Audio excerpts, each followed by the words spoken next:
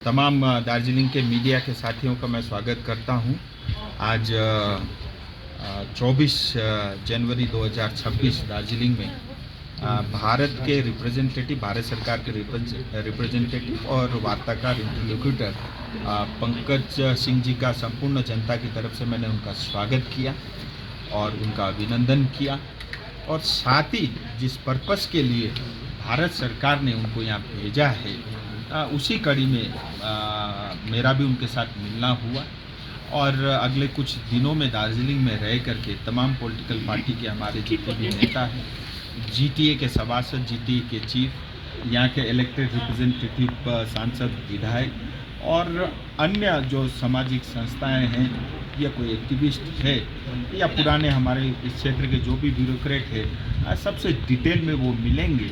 और मुझे लगता है हम सब के लिए अवसर है और ये बात ज़रूर है कि बहुत चुनाव के नज़दीक हो रहा है, तो मुझे लगता है इसको चुनाव से हम जोड़ करके नहीं देखें और ये हमारे लिए एक अपॉर्चुनिटी है अपनी बात रखने का। और उनको अपनी बात रखने का मतलब है कि हम अपनी बात भारत सरकार को रख रहे हैं, क्योंकि भारत सरकार ने ही उनको यहाँ भेजा है। और जा कर के इस क्षेत्र की जनता के लिए, चाहे वो गोरखा हो, आदिवासी हो, कोच हो, मेचे हो, बंगलाभाषी हो, हिंदी भाषी हो, दार्जिलिंग तराई डूवर्स में रहने वाले जनता के लिए सुखद भविष्य के लिए ये प्रयास है। बंगाल के मुख्यमंत्री ने इंटरलोक्यूटर को लेकर दो बार पीएम को चिट्ठी लिखी है, उसके बारे में क्या कहना? फिर भी वो दार्जिलिंग तो आए।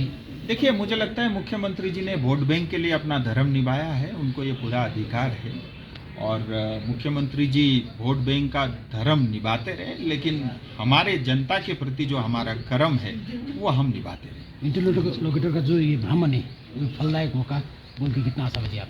देखिए, आशा से ही पूरा जीवन चलता है, पूरी दुनिया टिकी है और मुझे लगता है कि ये प्रयास भारत सरकार ने किया है,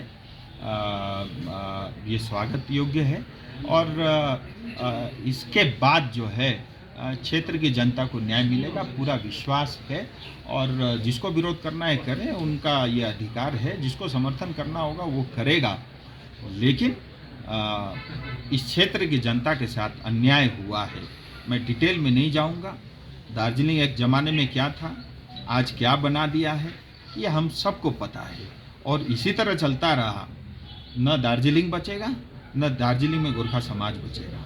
तो इस क्षेत्र की जनता को न्याय मिलना यह अनिवार्य है। बंगाल के बाहर का व्यवस्था तो बंगाल स्टेट गवर्नमेंट तो ये ममता दीदी और मैं, हम लोग बैठ करके तय कर लेंगे क्या समाधान अच्छा होगा, क्योंकि रिप्रेजेंटेटिव जो आए हैं वो हमसे तो मिल ही रहे हैं और बंगाल सरकार से भी मिलेंगे और अच्छा होगा। ममता दीदी विरोध करना है विरोध करें, समर्थन करना हो समर्थन करें, हम भी देखते हैं सुनवाई जनता की होती है कि नेता की। बंगाल के भीतर की व्यवस्था रहेगा या बंगाल आप छोड़ दो, कुछ भी कर लो, आप सकोगे नहीं। आप कुछ भी प्रयास कर लो, ना तो आपको कोई ब्रेकिंग न्यूज़ मिलेगा, ना कोई हेडलाइन मिलेगा, ना आप मुझे फंसा सकते हो, ना आप बंगाल को कोई हेडलाइन दे सकते हो। तो मैं यही कहूँगा, जो भी हो रहा है अच्छा हो रहा है। इसीलिए जो है जनता के मन में जो है, मैं प्रेस से भी वही निवेदन करता हूँ, वही छापे। और भारत का संविधान हमारे लिए या नेताओं के लिए नहीं, वो भारत की जनता के लिए बना है और भारत का संविधान सभी जनता के लिए समान रूप से न्याय करे।